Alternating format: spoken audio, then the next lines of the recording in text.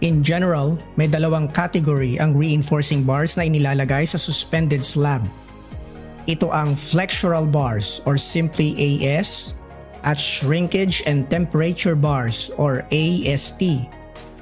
Ang flexural bars ay ang main at primary reinforcing bar.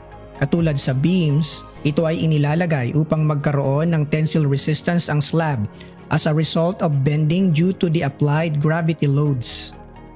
Sa kabilang banda, ang shrinkage at temperature bars ay inilalagay naman upang ma-reduce at mailimit ang potential cracking sa slab due to drying and changes in temperature. Ang bakal na to ay tinatawag din na distribution bars na ang purpose ay upang mailatag ng maayos ang spacing ng flexural bars and to hold it securely in place.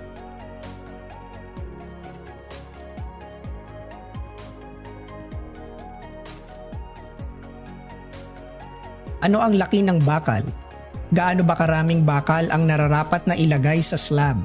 Ano ba ang spacing? Hanggang saan dapat ang putol? Paano ang ayos ng paglalatag? Ito ay ilan lang sa mga tanong na sasagutin at katulad ng dati, ibabatay natin sa mga itinakda ng ating structural code at maging sa general construction practice.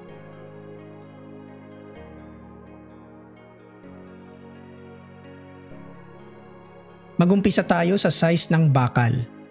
Walang code provision kung ano ang minimum required size na dapat gamitin. Ngunit sa practice, ang minimum size ng rebar or deform reinforcement sa residential dwellings ay diameter 10 mm. Ito po ang standard. Ang amount of reinforcement ay natutukoy sa pamamagitan ng flexural design calculation.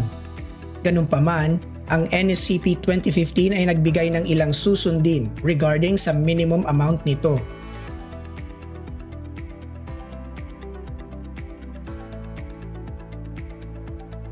Sa section na ito, sinasabi ang minimum AS for one-way slab.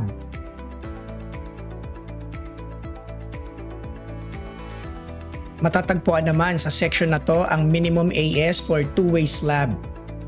Kung mapapansin, ang minimum amount of steel reinforcement ay pareho lang sa one- at two-way suspended slab.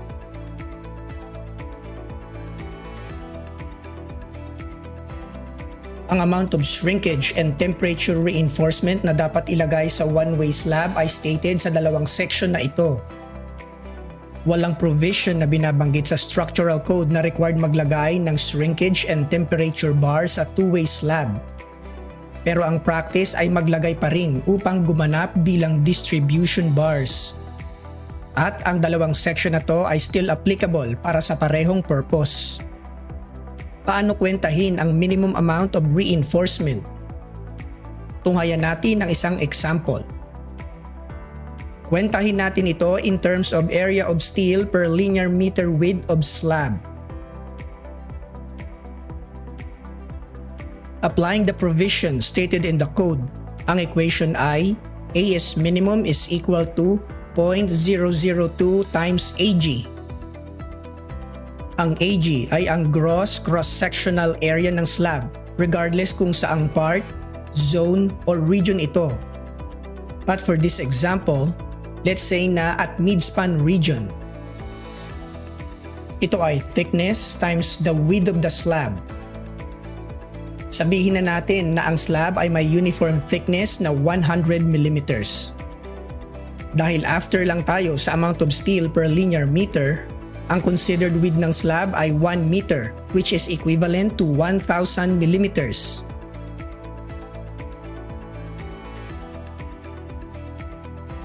Substituting the values, we have minimum AS is equal to 200 square millimeters.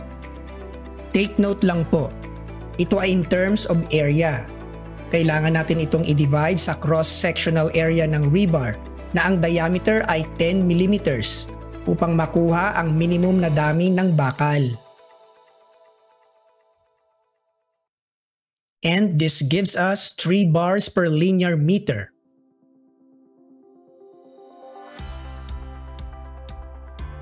Moving on, ang recommended na dami ng flexural bars sa parehong 1 at 2-way slab ay around 5 to 6 bars per linear meter.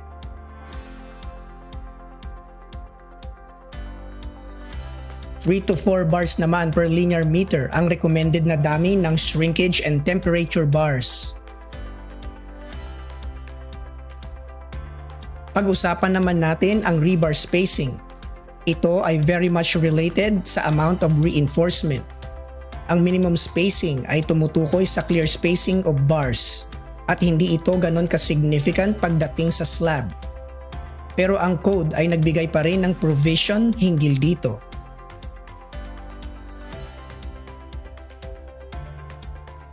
Ang minimum spacing ng flexural bars sa parehong 1 at 2-way slab ay stated sa section na to.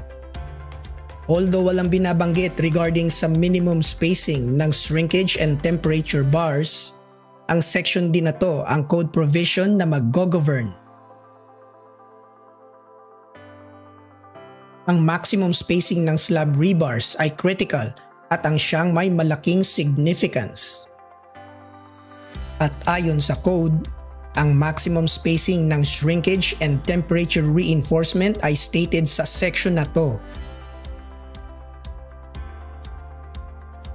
Ito naman ang maximum spacing ng flexural reinforcement sa one-way slab. Ito naman ang sa two-way.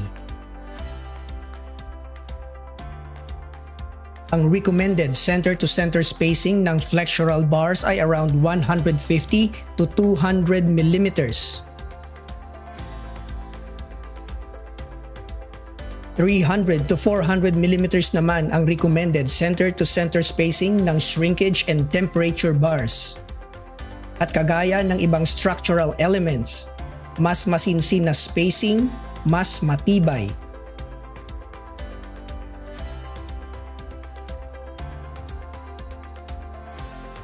Ang reinforcing bars ng slab ay may anchorage and development length na very similar sa beams.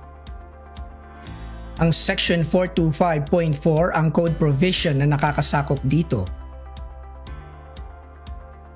Ang top bars o negative reinforcement ay kinakapit sa beam sa pamamagitan ng 90-degree hook anchorage na may haba na 150 mm mula sa face ng beam at may extension na 16 times bar diameter.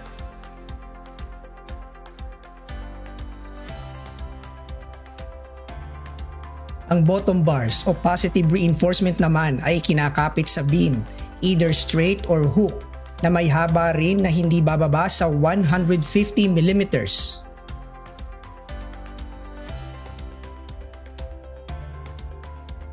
Ito ay stated sa section na to for one way, at ito naman para sa two-way. Ang shrinkage and temperature bars ay required din na magkaroon ng anchorage at development length kung kinakailangan. Ang practice ay iparehas ito sa positive reinforcement.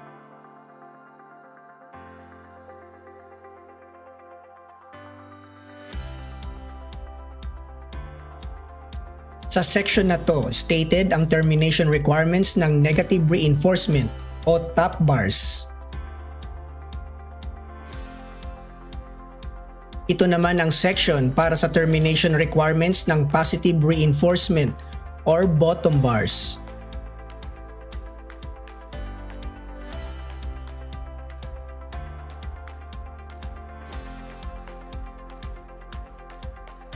Ang construction practice ay putulin ang haba ng top bars mula sa face ng support hanggang sa L/4 plus 12 times bar diameter. Ang hangganan naman ng bottom cut bars ay L/4 minus 12 times bar diameter mula sa supporting beam. Ang paggamit ng bent bars sa slab ay sinaunang construction practice. Although ito ay still accepted sa ating panahon, ang recommendation ko ay mas mabuti na gumamit ng cut bars.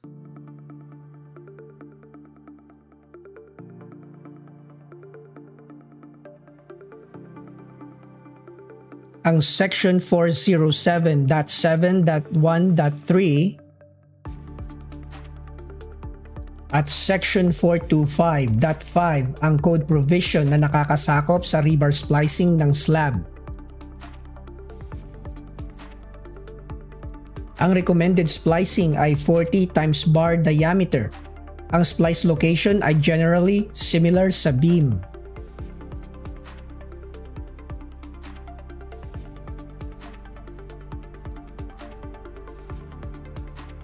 Ang minimum concrete cover para sa slab ay matatagpuan sa bahaging ito ng structural code. Ito rin ang recommended in design and construction practice. Napakahalaga po na masunod ang concrete cover requirements hindi lang batay sa structural code, kundi sa kung ano din ang design details na nakasaad sa isang partikular na plano. Kapag lumiit o mas manipis ang cover kaysa sa minimum na itinakda, ang slab ay mabilis magkaroon ng cracks at loading condition. Ito ay nauuwi sa pagkatuklap ng concrete na nagiging daan upang ang bakal ay ma-expose. Ang ganito ay considered na major structural issue, which is related sa bonding at composite action ng steel and concrete, acting as one material.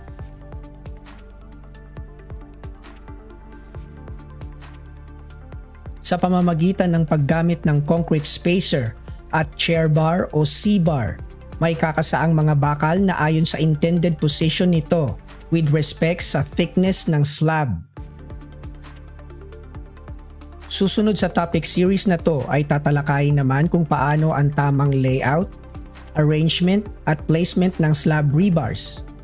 Kaya abangan po ninyo